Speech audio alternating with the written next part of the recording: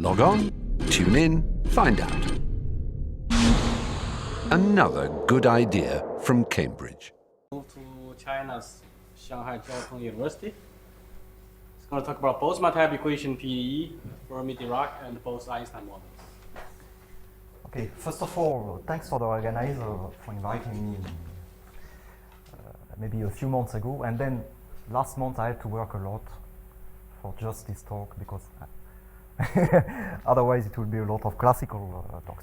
So I will talk about two kinds of Boltzmann type quantum PDE, Fermi-Dirac and Bose-Einstein. Let me say a few things about time schedule. I won't give any statement of, because this is not the important issue, but I will try to show the main ideas, because there are still a lot of open issues, even for the second model. Right? Okay, so for the details. So first of all, since this is a Boltzmann type modeling, we are going to understand the behavior, existence, regularity, long time behavior of f, which is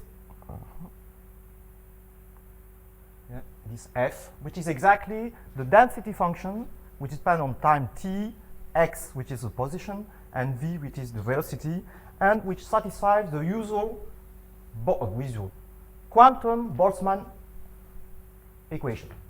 So since we are going to focus on two models, I'll choose two types of interaction. So the right-hand side is described in the case of Fermi-Dirac particles by this type of awful operator, right? Because the first time we see something like this, it's really awful. And another type is this one, okay, which is the modeling for Bose-Einstein particles. So a few words about this. Let me see. Okay, so you should understand already for the case. So let me say a few words about the usual case. So the usual case is Boltzmann case, classical. Okay, and in this case, the collision operator is given exactly by this in Rn v star, S n minus 1 sigma, B v minus v star sigma times F v prime star F v prime minus F v star F of v. So first of all, we should understand exactly what is exactly this type of collision operator. So first, B is exactly called the scattering cross section, so it is a given function. Usually, you cannot compute it, but it comes from a two-point scattering cross section. So it depends on the relative velocity, v minus v star, and on the deviation angle. So what you should understand, if you have two particles, one with velocity v and another one with velocity v star, so after interaction, this particle will move with velocity v prime, and this one with velocity v prime star. Okay, and the rule post-collision velocities, or because this is a reversible process, are exactly given by these two formulas. Okay, so by the way, you can easily check that v plus v star is equal to v prime plus v prime star. So that, what is the meaning of this? That means that you have exactly conservation of momentum. And also, v to the square plus v star to the square is exactly v prime square to the square plus v prime star to the square. So you have exactly the conservation of kinetic energy. Okay, so this is, so we assume that we have a process where we have these two kinds of conservation laws. So this is the first point. The second point, so you see, compared to the usual Boltzmann case, which is a quadratic term,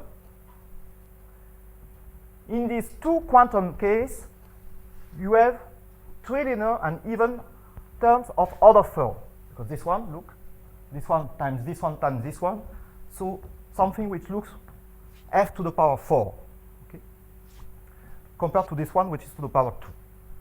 So this is the first point. Another point to be understand, usually, even for the classical Boltzmann equation, usually the main assumption which is made is a cutoff assumption, which means what? That your function b with respect to sigma is in L1 of the unit sphere. Okay? So this is the usual mathematical assumption. But if you look to physics book, it's never true. It is never true. Because you are always in this case, except for one case, which is the hard sphere case. Okay? So typically, for example, I will show you on the next slide, I will show you an example coming from physics, which kind of good assumption you have on B. So the issue about these two models is to understand, is to solve this PDE with this kind of assumption. Okay? So this is the main issue. Okay. So now I shift to usual F, G equal to F. So you should just one formula in two cases with delta equal to -1 and delta equal to +1. Okay, if you look to physics, usually you have little small scales. So in fact, the delta should be epsilon, and epsilon is linked with the Planck constant. So there are many issues. Even to justify this kind of models, it's not really clear. So even for the physical justification, you should have a good knowledge of the Cauchy problem, right? For example, good solution is if the initial data is smooth, is the solution going to be smooth, etc., etc. And there are also special issues for the second model, Bose-Einstein, which is linked with Bose-Einstein condensation. Okay, so if I have time, I look about this. By the way, there is a big difference between the classical Boltzmann case and this quantum case. And the difference is about the equilibrium solution.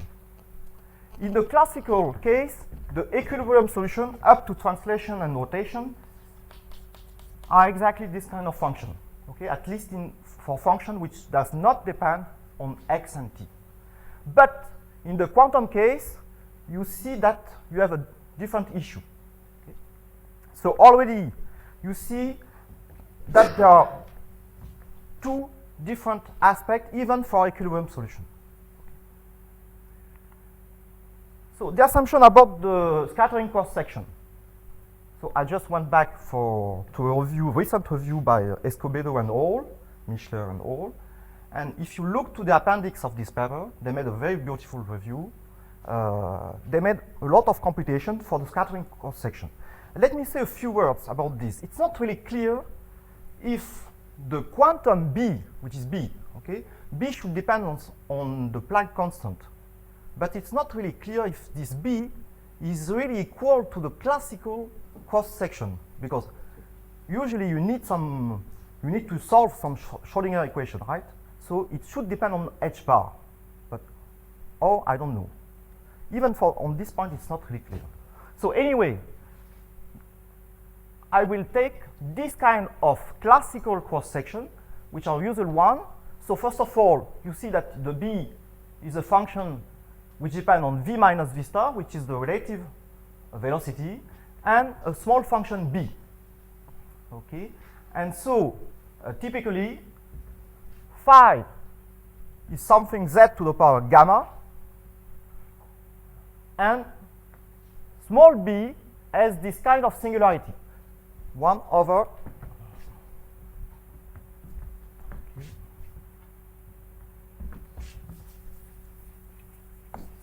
b cos theta times sine n minus 2 theta, close when theta goes to 0 to kappa theta 1 plus nu.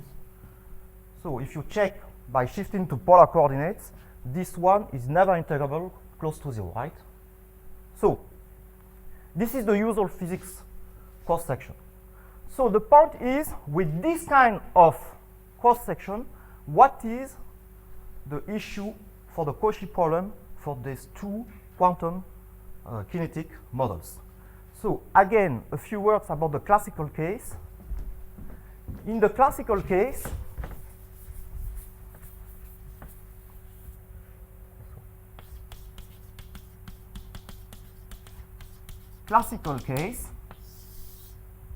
so there is another way to write the collision operator, which is due to Karlman.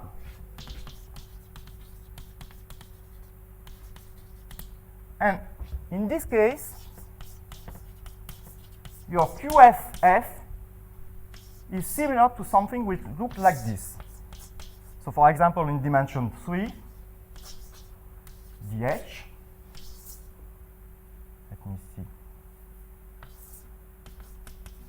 H, V plus H, alpha plus V plus H, F of V times H to the power 3 plus nu, and times something. Okay. So what is this one? The alpha E0H is the set of alpha such that alpha dot H equal to 0. So if you look to this expression, just forget about this one. Okay? And if you forget about this one, you see that you have something which looks like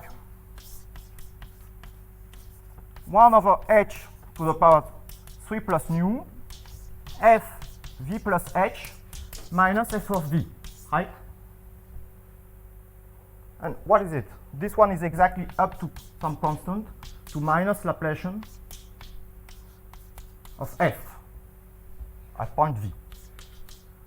Okay, so you see, in the non-cutoff case, with this kind of assumption, in the classical case, Q looks like a fractional Laplacian. This is not the case if B is bounded, right? Because in this case, instead of 3 to the power plus nu, you have something which kills the singularity. But in this case, non-cutoff case, you have something which looks like fractional diffusion operator. Oh, okay. So this is the first point. Of course, the situation is worse because since it's not really a fractional Laplacian because it depends on F. And this F can be very close to 0. So we have something which looks like a degenerate fractional Laplacian. Okay. So this is okay and now well understood in the classical case. So now we want to understand if we have exactly the same situation for the Fermi-Dirac model or for the Bose-Einstein models, which are worse. Okay, first of all, a few references about all these models. First of all, for the physics, you can take any classical book, Chapman-Colling, etc. for this model. And I will say a few words about the mathematical issues. First of all, for Fermi-Dirac, if I remember, you were the first to work on this, and I think I forgot Lyons maybe. No? Okay. So Jean Dolbeau worked in the inhomogeneous case. Inhomogeneous means that really the full Boltzmann Fermi-Dirac equation which depends on x. Okay, but of course for cutoff case, let's say to simplify, bounded collision cross-section. And then I extended at that time, I extended for some special non-cutoff case. And then there have been a series of works by Zhuguang Lu for both models in the cutoff case, and very nice works of Zhuguang Lu for Bose-Einstein, showing that there are at least isotropic solutions for Bose-Einstein equation. All this in the homogeneous case. Let me say that for the moment there is absolutely no result in the inhomogeneous case for the Bose-Einstein model. And in fact, it's not really a contradiction, because if you look at the papers of Sugong Lu, he's able to show that the three linear terms have a well-defined meaning only for isotropic functions. So that's the point. That's really the point. So it's very difficult to see, from the mathematical point of view, if we can combine the two transport operator and collision operator. I mean, what you say is true, but in the sense of measures, right? Yeah, sure. Sure. I mean, after condensation. Yeah, but when you look, the condensation appears only at infinity. Well, we don't know, do we? Could it be in finite time? Could it be in infinite time? I have the feeling that for non-cutoff, it's not true. That's the point. That's the point. Okay, but I will say a few words about this point after. Yeah, about the measured solution, it was done by Escobedo, Michelin, and all extending works by Zhuang Lu. Again, in the homogeneous case, okay, and also some special singular solution. And there is also a work by Baglon on what is called Landau Fermi-Dirac homogeneous equation. Okay, for those who know very well the Boltzmann theory, you know that Boltzmann equation is a PDE, but with singular integral operators. Landau is only the equivalent from the point of view of usual differential operators. So, of course, from the point of view of physics, both are different, but from the point of view of mathematics, if you learn something from the Landau case, then let's say that we have the feeling that it will work for the Boltzmann case. So, all works for Landau case give you some clues for the Boltzmann case. That's the point. And then a few works about numerics by Bao, Parrish, and Markovich, and by Philby, Hu, and Jean about this kind of Bose-Einstein condensation and this kind of isotropic models. Okay, if I'm right, the issues about all this paper. Finally, since the Bose-Einstein model is too complicated for arbitrary velocity, by some kind of physical rules, you try to get some simplified models for which you look only for isotropic solutions. That's 1D solution, 1D PD models. Okay, I also mentioned a work by Nouri, again in some kind of isotropic model. And let me also mention a work and also a very nice review by and also presentation by Toscani on some other models, PDE, of Bose-Einstein particles. And finally, there are some recent works by Thibaut Allemand, linked about the hydrodynamical limits linked with this kind of models. Why? Why it is important even for the understanding of Boltzmann type models? If you learn something from the point of view of Landau equation, if you learn something from the point of view of hydrodynamical PDE, then you can at least have the feeling that it will help you for the Boltzmann case, right? Because somehow the Boltzmann case mix all these kind of regimes. So anyway, this is different, but somehow we get some more information. So what are the basic issues and questions about the two models? So first of all, extend all these works are all assuming cutoff assumption. Okay, so cutoff assumption means typically, and this one minor epsilon, which is integrable, right?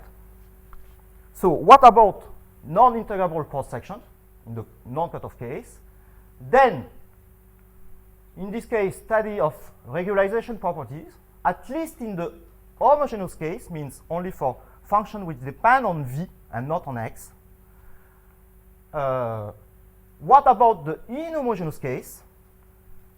What about the grazing limit in the Bose-Einstein case? And of course, what about the hydrodynamic version? So, I don't have time, of course, to talk about all these. There are many open questions, but if I have time, I will try to explain where are the difficulties. Okay, first, again, I come back to the usual Boltzmann equation, meaning with delta equal to 0. So I just show you that in this case, we can expect some kind of regularization properties, okay? Because it looks like a fractional diffusion operator with a good sign, with a good sign. In this case, together with the De Villette, Villani, and Weinberg, using the entropy, I will come back to the issue about the entropy, we have been able to show that, okay, so there is a mistake, there is no B. If you take the collision operator QGF in the classical case, so we just replace this one by G and this one by G. If you multiply by log F, it will give you the linear entropy dissipation rate. Then, if you control this one, then it gives you automatically a smoothness issue regularity on square root of F. It's not really strange, because I just show you on the blackboard that it looks like a fractional diffusion operator, right? So this kind of effect works, at least in the classical case. In fact, we can even show that square root of F is in this sober space, exponent nu over 2, and gamma is for the weight. Recall that gamma comes from V minus V star to the power gamma. So in this case, there have been a lot of works, even recent works, showing that you have immediate regularization of weak solutions, okay, in the homogeneous case. If you start from a weak solution of Boltzmann homogeneous equation, then it becomes automatically smooth. In the non-homogeneous case, we still have some results, but let's say for solution close to equilibrium. Okay, this is recent work by myself with Morimoto, Ukai, Su, and Yang, and there are also some related works by Grossman and Strain. All the works, in fact, show you that the situation is, let's say, not really similar to the fractional diffusion operator, because I told you that it is quite degenerate. But the point is that when you look at it from the point of view of a linear operator, it looks like a degenerate depending on the frequency direction. And there is also a degeneracy with respect to the weight. So that's okay, but anyway, it works. So now what about the Fermi-Dirac model? So Fermi-Dirac model, this is this one, okay, and recall that here you have 1 minus, 1 minus, 1 minus, 1 minus, and instead for the Bose-Einstein we have 1 plus, 1 plus, 1 plus. So maybe it's not so important, but that's really the big issue. Okay, so first of all, after the initial work by Dolbeau, we expect a maximum principle. So if you start from initial data which are bounded by 0 and 1, anyway from the physics that's okay, from the mathematical point of view, at least in the cutoff case, it was proven by Dolbeau that we have again this L infinity estimate. As I told you, when B satisfies a cutoff condition, then Dolbeau shows the existence of global existence of weak solution. So that's okay. Then Lou extended this for larger class of still cutoff type cross section, and also for traveling type solution. And then what I did 10 years ago now, maybe no, 7 years ago, I just extended this case for some special non-cutoff case. That means only results about the global existence, that's all. Okay. I mentioned the case that if you learn something about the Landau equation, then you can expect something for the Boltzmann case. So I mentioned the result by Baglon, and the result by Baglon is about the homogeneous, so that means that this term is not here, right? Because function f only depends on v. And the Landau Fermi-Dirac is given by a right-hand side, which is given by this expression. So you see, this is a usual differential operator, let's say nonlinear differential operator. You have exactly, so here, the integration is with respect to v star. Psi is given by this formula, and you have some kind of degeneracy of the matrix which is given by this projection. Okay? So if you forget this one, if you forget this is a usual, it looks like the heat equation, right? In this case. So Baglon, in her PhD thesis, she studied this equation, and she has a lot of beautiful results about this equation, in particular, global existence, large time behavior, smooth regularity. So that means that even if you start with an initial data which is in L1, plus some other condition, then automatically your solution will become smooth. Okay? At least in the hard potential case. So that means hard potential means gamma plus 2 bigger than 0. Okay? Let me say a few words about the soft potential case. When gamma is too negative, even in the usual Landau case, there are no results, even in the soft potential case for the Landau classical case. For the specialists, I mean the pioneer works were due to De Villette and de Villani. In the famous paper, they studied the hard potential case. There are no results for the soft potential, even for the classical case. Okay, so now what to do for Fermi-Dirac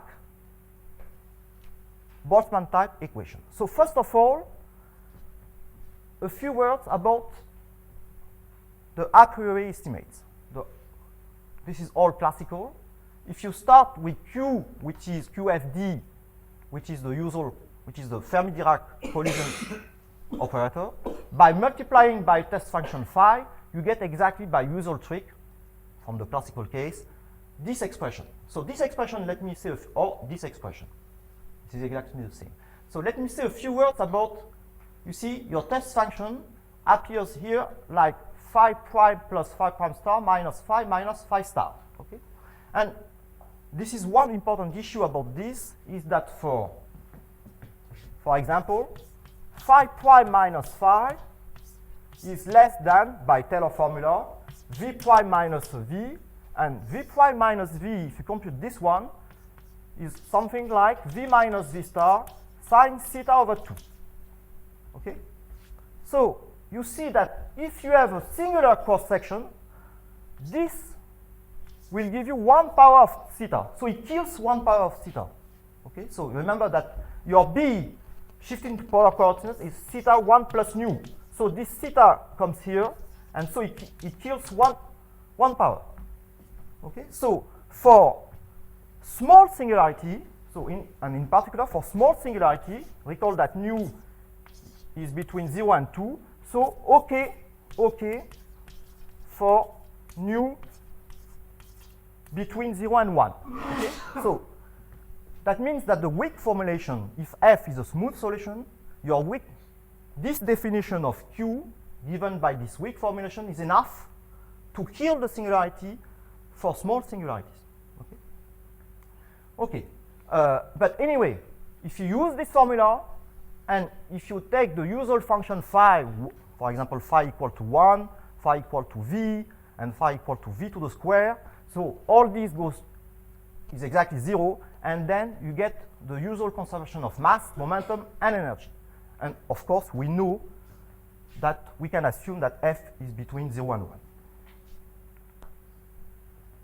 Okay, so the weak formulation, I just say that it is okay if nu is between 0 and 1, and also if gamma plus 1 positive. So let me say a few words about gamma plus 1.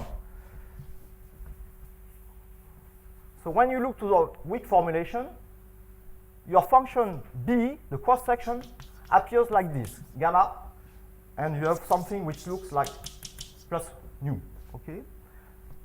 Phi prime minus phi gives you something which looks like v minus v star to the power 1 and theta to the power 1. So, and recall that here you have something which depends on f, etc. here. So this one kills one order of singularity, and this power of 1 you can put it here. Okay, so again, if you assume that f, for example, is bounded in L1 with a weight to the power 2, it's enough, if gamma plus 1 positive, for example. But in fact, you can do the same trick even to allow gamma plus 1 bigger than minus 3. And here you have to use some kind of symmetrization. Okay. Okay.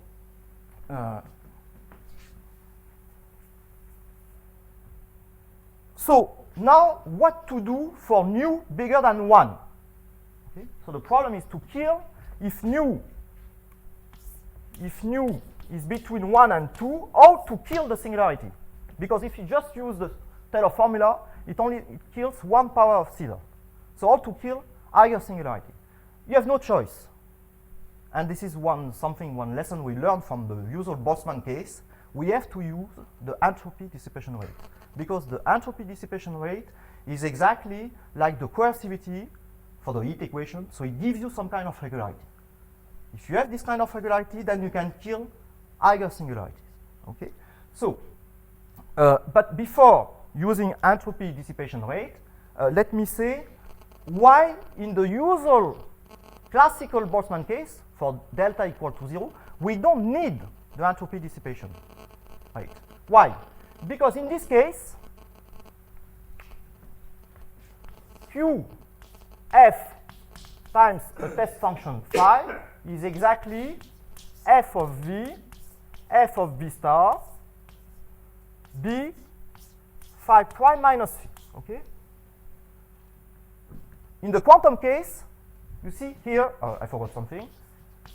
So in the classical case, you can put f of v and f of v star outside the spherical integral. You cannot do it in the quantum case, because in the quantum case, you have inside 1 minus f prime or 1 minus f prime star.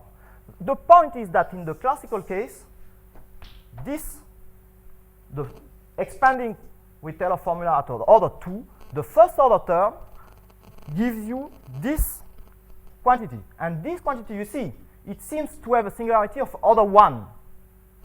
But in fact, by symmetry, it gives you a power of 2. So it can kill higher singularity. Okay? So in the classical case, there is no problem. But in the quantum case, you have no choice. So I don't have time to explain how to do it in the Fermi-Dirac by using entropy dissipation rate.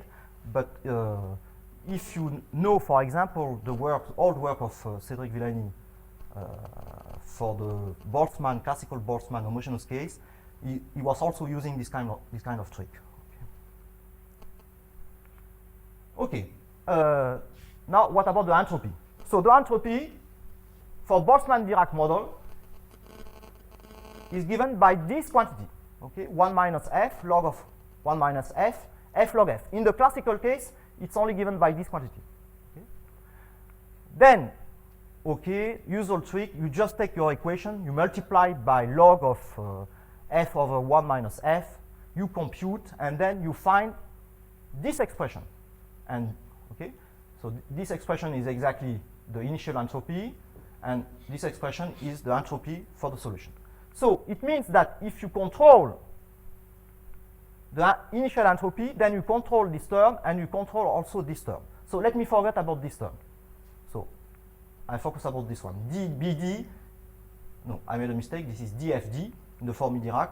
This is exactly what is called the entropy dissipation rate. So we have this kind of result.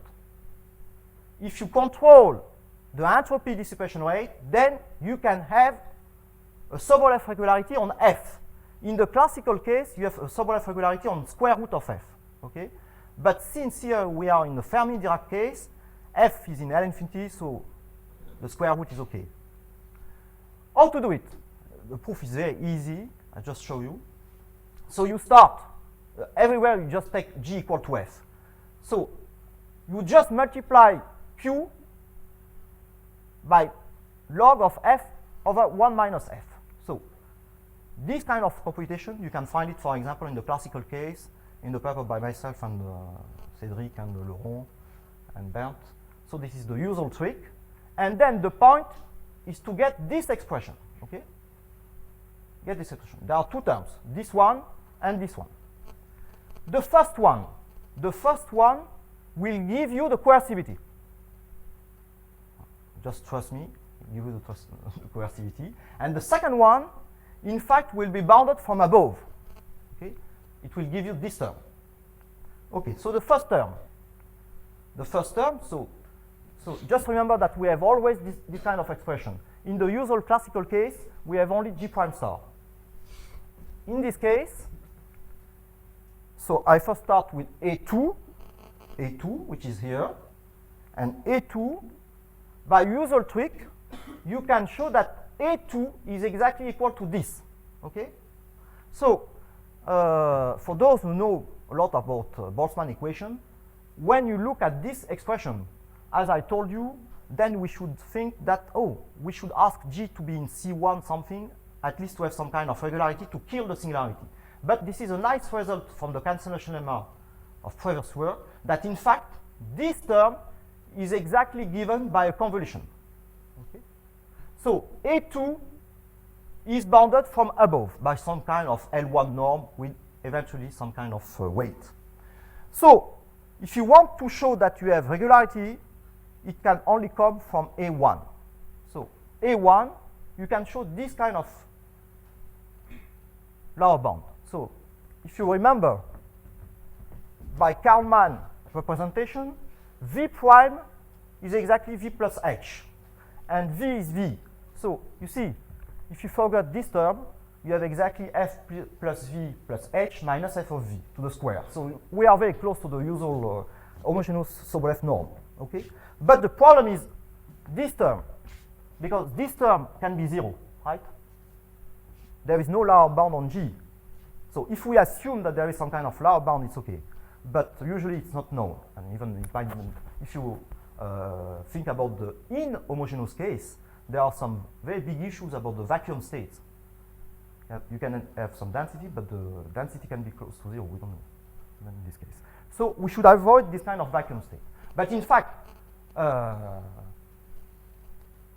this is an application of our works. Then you can show by using argument from this plus an argument which is due to Baglon in the Landau case.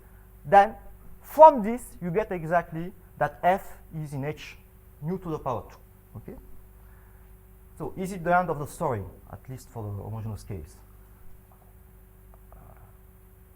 In the homogeneous case, then automatically, by using the classical tools, you can show that for the Fermi-Dirac PDE, with no dependence with respect to x, that your solution will become smooth. Okay? So I just write it only in one line, but it's really difficult. I mean, it's not surprising, but it's really difficult to show it, because formally you can do it in a few pages. See, for example, if you have the heat equation, okay, you want to show that your solution is smooth, so you can formally multiply by f, and then formally take the derivative, and then formally multiply by derivative. But this is only formal, right? So the point for the Boltzmann equation is to be careful, because you cannot multiply the equation by f, right? So this is why we should use the full set of pseudo-differential theory, because we need to multiply by some smoothing operator and then commute with the collision operator and then estimate the collision operator. So it's really technical. The result is really in one line. This is one line. But it's also technical because the power which is here makes this function singular for v minus v star equal to 0. So for example, if you have some Laplacian minus Laplacian to some power, and here you have something which is not smooth at v equal to 0. So you have some big issues. So that's really, we should take care about the fact that the collision cross-section has some singularity for v minus star equal to 0, and we should take care about the fact that we need to commute and really use some very hard analysis. But anyway, it works. It works. So there is, by the way, one open issue is this. Can we made this, for example, with Morimoto, Ukai, and Zhu. In the classical case, we made, for the homogeneous case, the full proof of that the solution is symmetric to. But it takes something like 80 pages. Okay, so if we can simplify in only 10 pages, it will be a nice. There are some works in 10 pages, but really formal. Pretty formal about this. And again, the issue is about is also related to the fact that we don't have any good uniqueness result for the Boltzmann. Even for the cutoff case, the uniqueness result is not well understood, for example, for soft potential or something like this. Okay, in the non-homogeneous case, what can we do? All these kind of tools work. That's okay. We can show the existence of weak solution. Why? Because the point, the issue we already used with Cedric Villani in our paper for the Boltzmann equation, if you have small regularity with respect to V, and since we can use the average complexity lemmas, then we can mix the two to get some compactness with respect to the full variable. This is an argument which is due to Lyon's for the Landau case. So we can show that if you start from a sequence of solution of Fermi-Dirac, then automatically this sequence is strongly compact. Okay? So the point is that we lose the regularity because, as I show you, the previous computation here, this G in the non-homogeneous case, it can be 0. But we can avoid the fact that it is 0, and we lose the regularity, but we are able to get compactness. And also we have a small regularity. Typically, in the full inhomogeneous case, F is something like H mu 1 minus mu, something like this, in Tx V. So this is very low regularity. But I don't know how to bootstrap this regularity. Even in the classical case, this is a huge open question. If you start even from a bounded solution, you just assume that your solution is H1. We don't know if your solution will become smooth. The point is also, again, linked with the fact that we have vacuum problem. How to show, and maybe show that we have some kind of minimum or some, or if you know that your function is strictly positive or density is strictly positive or something like this, but we don't know. It's still open. Even in the cutoff case, it's not really clear. But anyway, in a linearized framework, it's okay with very horrible computations. Linearized means linearized with respect to one of the equilibrium solution. It's also okay if you assume lower upper bound on the initial data. It was done by Liu in the cutoff case, but it also worked. And it's also okay for the justification of the Greisig limit, how to pass from the Fermi-Dirac, Boltzmann Fermi-Dirac, to the Landau Fermi-Dirac. It's not so easy, because if you want to justify, in the classical case, it's somehow easy. But in the quantum case, it's not easy, because f prime, there is 1 minus f prime, we should take care about this, so it should be justified. And then, you can also justify that your solution also satisfies the entropy dissipation bound. Okay? So, finally, compared to the usual cutoff case, if you look, for example, to the review by Escobedo, there is a lot of open question. There is, let's say, in a few words, there is no such issues when you assume non-cutoff assumption. That's strange. I mean, the really physical case tells you that at least for Fermi-Dirac, there is absolutely no problem, at least for the homogeneous case. Okay? But for the cutoff case, it's really a mathematical question, and there are still some open questions. Okay, I have a few minutes to show what happens for the Bose-Einstein. Okay. So for the Bose-Einstein, now the point is that we lose the maximum principle. Okay. Of course, when you look to the Bose-Einstein, it looks like the Fermi-Dirac, but except that here now we have a plus sign. Okay. But in any case, if you look for the usual a priori estimates, then you still have the same conservation laws, mass, momentum, energy, because, I forgot, because we still have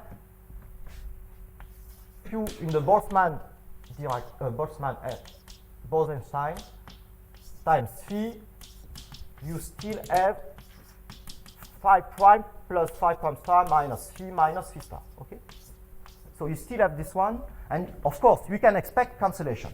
But, the point is that we lose any information about the entropy.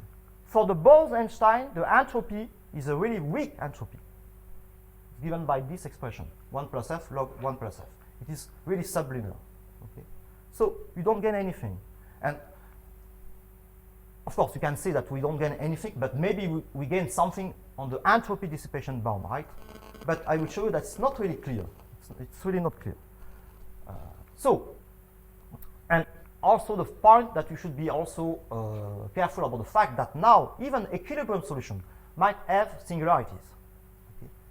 I forgot to mention that there are also Dirac mass and also some other type of equilibrium solution. So anyway, I mentioned many times the works by Liu, but it's really nice work.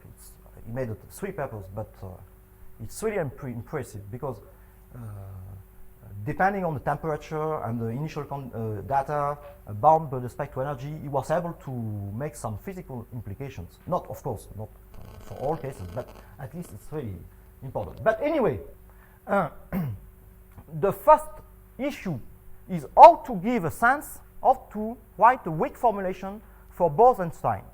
When you compare to Bose, to Fermi-Dirac, I forgot to mention, but the crucial point was to use the maximum principle. For the Bose-Einstein, there is no physically expected maximum principle. So how to give a weak formulation? And this is a nice result by Liu that in the cutoff case, then the trilinear terms are bounded in L1 for isotropic distribution. So trilinear terms mean, for example, f prime star, f, or f prime star, f star. Okay, so if you look for function which only depends on the modulus of v, then Liu shows that it is well defined in L1. And his results are almost optimal, because in the same paper, he shows that also for non-isotropic solution, non-isotropic function, the trilinear terms are not well defined. That's really a big issue. And of course, very restrictive condition on B means this one. Okay, so you see so forget about the sine theta. So this is typically v minus v star to the power cube. So we are very far from the usual assumption on B.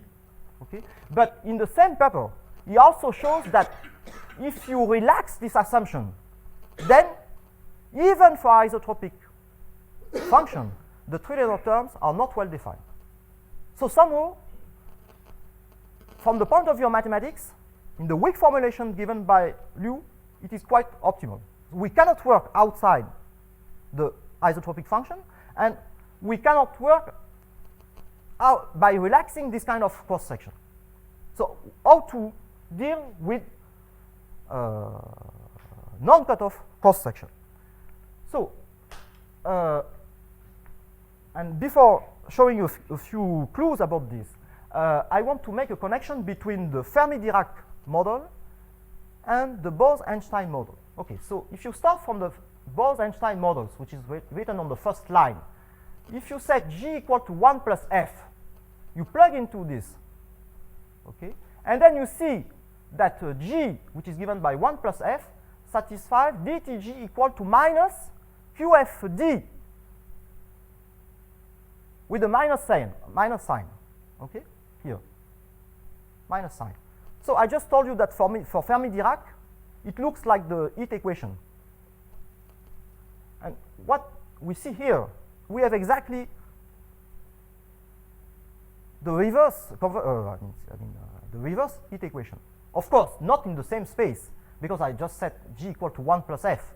So it's not really in the space L1. But at least you see that we can expect a lot of troubles for this equation, because this is really reverse time PDE. So if we expect for Fermi-Dirac regularization properties or compactness properties, so somehow we should lose something for the Bose-Einstein equation. Okay. So now for non-cutoff cross section. So first of all, it's not difficult to allow singularities for nu less than 1. Okay, by using Taylor formula. But of course, now for functions which are isotropic. Okay, it's a direct application of Liu results. So the issue is not about this. So if you allow for nu between 0 and 1 and gamma plus 1 less than 3, okay, then the problem is how to construct solutions okay? Because even if you have a weak formulation, we have to construct solution. So usually we ask for how to get compactness, at least for non-cutoff models. In the classical case or Fermi-Dirac case, we know that we have compactness effect. So how to show this kind of compactness? So in the classical case or Fermi-Dirac case, we know that this compactness comes from the entropy dissipation rate. I told you that for the Bose-Einstein, the entropy dissipation rate is very weak. Okay, but anyway, so we start. So I just show you how to compute, how to show the conservation, let's say the inequality for the entropy. You just take the collision operator multiplied by log 1 plus f over f. Okay, so you get this expression. So use the same trick. So the same trick, you have, for example, this one. Again, you use the cancellation lemma. So the meaning of this is that for isotropic function using the result of u, this is bounded from above, okay, even in the cutoff case, in the non-cutoff case. And then the issue is to see if we can gain some kind of regularity from this term. You see, for example, in the Fermi-Dirac case, there was a minus sign here, okay? And here, square root of x, big X, is exactly 1 plus f prime and 1 plus f. So we focus on this term. So if you focus on this term, we can get this expression, okay? So here, this is the same, it should be a prime star also. So if you look at this, maybe you can say, oh, it's okay, we just apply our result with De Villette and Villani and Weinberg, and it's okay, I will get some regularity. The issue is that we should avoid concentration of mass coming from this term. Also, maybe I forgot to mention something. For the application of the lower bound from the lower bound, so q of ff times log f, bigger than a constant will depend on f, square root of f in some sub-F space, and this constant, you should have that the mass should have a lower bound and no concentration on small set, and also an upper bound for the first or second moment. Okay? So you should avoid, in fact, in particular, you should avoid concentration of mass. Otherwise, the result of this result does not apply. So, in fact, here we can do it for small time and for short fixed time, but in comparison to the classical case, in the classical case, for the homogeneous case, for example, this is a uniform with respect to time lower bound. In the Bose-Einstein case, it's not clear if it is uniform. And in fact, my feeling is that if you look, for example, to the works of Liu, since he's showing that there is some large time behavior for singular distribution, so we don't expect that there will be this small regularity will be uniform with time. Okay, so that's the big issue. So it's okay for the small extension of Liu result with a small regularity. Okay, very small regularity, because this is a regularity for square root of for log of 1 plus f. Okay, and if you know the computation which are below the equilibrium distribution for Bose-Einstein, it's not really surprising that we work with log 1 plus f. Okay? So the issue is that then the whole calculus for Fermi-Dirac or for the classical case does not work. So even if you have, the regularity is very small, nu over 2, so this is less than 1, right? This is 1 over 2. So we don't know if this small regularity will increase. Okay. Why? Because in the classical case or in the Fermi-Dirac case, the issue is that the trilinear terms, we use always the maximum principle to control one of these terms, and then you have a good pseudo-differential theory for doing at least the commutator of this. And even formally, even formally, it's not really clear if we can improve this regularity. Formally means that, for example, if you multiply the equation by f, can you expect something? It's not really clear. Okay. In fact, my feeling it's not true, because if I look, for example, at some works of Toscani for PDE-type models, it shows very nice results. If, for example, the initial data is very large, mass large, then we expect singularity. So, at least for some kind of models. Yeah, sure, but sure. Okay, so the point is that it's still limited to isotropic solution. So I have a few minutes just to conclude. I just say that all this is limited to isotropic solutions, but that's something strange. If you look to a renormalized formulation, it's okay without isotropy condition. Renormalized means what? That instead of working with QF, you just multiply the equation by 1 over plus 1 plus f. And it looks strange, but it works everywhere. So you have two situations. Isotropic situation where we have a small regularity, very small regularity, and we don't know how to improve and if it's possible to improve. And we have also a normalized solution formulation, but the issue, so the question is how to prove existence of solution, because then you lose something. Okay? And we have the same problem. Okay. I just mentioned that in this case, we lose the equality, because this is similar to what we did with Villani for the classical Boltzmann case, and that's all. So I don't have time to talk about this, because I wanted to make a comparison, but I think I will stop here. Thank you.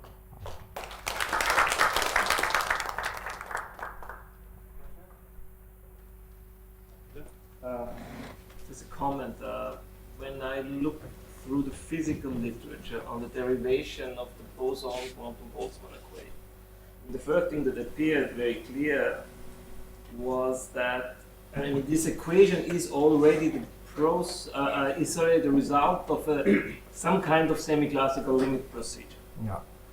And sort of, I kind of got the feeling that many of the mathematical problems that you have here sort of appear because you are already dealing with a problem which sort of asymptotically has gone too far. So I mean, what seems reasonable to me is to go back to the physical literature and sort of cut off the asymptotic process one step before. Yeah, I understand what you mean. Yeah, sure. Okay, that's the first comment. The second comment, if I remember correctly, the scattering rates, which physicists use, are typically constants. Yeah, sure. Typically, but for example, this is what I mentioned in the beginning of the talk. If you look, for example, at the computation in this review or in physics books, they make the connection with the usual physical cross section. For example, the usual case Coulomb interaction. I understand the cross section comes out from solving a Schrödinger scattering problem, basically.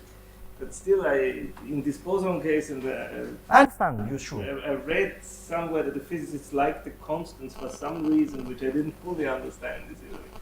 So I think but you are right about this issue about Bose-Einstein.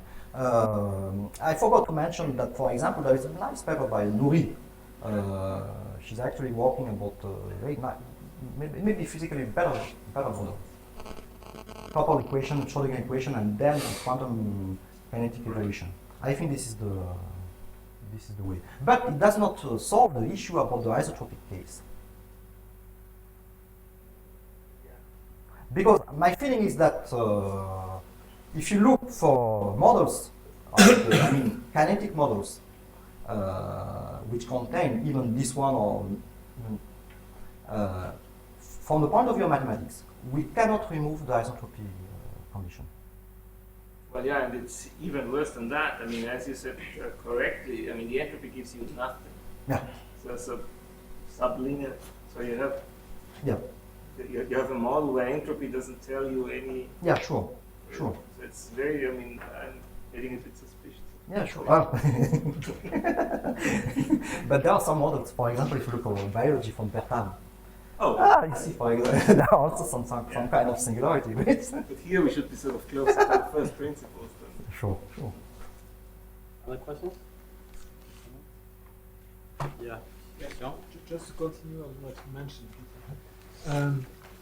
So the singularity you have in the cross-section comes from the computation of the deflection when you have a power law interaction Yeah. between two particles. Yeah. So to make a quantum model, shouldn't you do some scattering theory at the level of Schrödinger? Yeah. Yeah. Yes, not. Yeah, that's really. And then the issue is to understand whether you have singularity or something like that. And also, Yeah, exactly. as you said correctly, the H bar dependence comes in. And Yeah, but exactly. We have no idea about that. I mean, Well, it's not really. Yeah, sure. From the statistics, at least. You put it there because you want to state the if equilibrium. you do equilibrium, yeah, sure. Yeah, sure. I have another question about the renormalized solution Yeah. that you have shown in the last slide. Yeah. You have a 1 over 1 plus f, which Yeah. is not enough to control the... Of course, it's not enough. No, I just. So you use the symmetries to... You mean for which term? No, when you are For showing the existence, it's really open. The renormalized formulation is okay, but we don't have any compactness.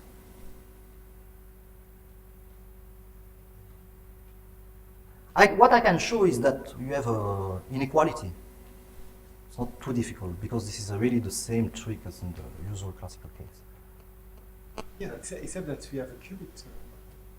No. The cubic term is that's why we lose the equality. We lose the equality. We lose the equality. The cubic term is well defined for example. Take for example the classical case. You have a quadratic term, right? But you can control the quadratic term after renormalization by two processes, either by the entropy or directly by the equation.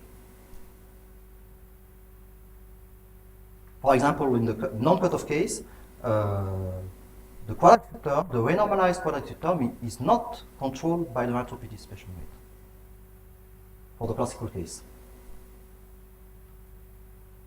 Maybe it is, but Okay, probably we'll stop here and move on to the next slide. Let's thank Radja again.